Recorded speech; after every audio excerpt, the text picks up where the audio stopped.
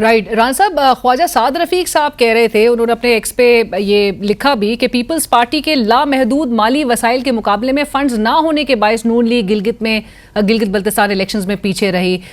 इससे क्या अखज़ किया जाए, इसका क्या मतलब है कि पीपल्स पार्टी ने माली वसाइल इस्तेमाल करके, फंड्स इस्तेमाल करके ये कैंपेन पूरी चलाई और इलेक्शंस के रिजल्ट्स पर असरअंदाज होने की कोशिश की है, और इसके मुकाबले में आप लोग के पास फंड्स की कमी थी?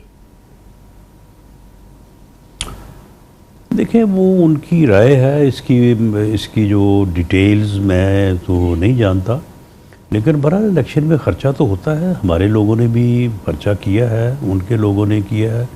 भाई इसी तरह से है कि कोई जो है वो ज़्यादा खर्च कर लेता है, कोई कम करता है। लेकिन बहरहाल लोग, अगर आपका इलेक्शन डे जो है वो फ्री है, फेयर है, क्रेडिबल है, तो लोग जो है वो अपनी मर्ज़ी से जो है वो अपना वोट जो है वो कास्ट करते हैं।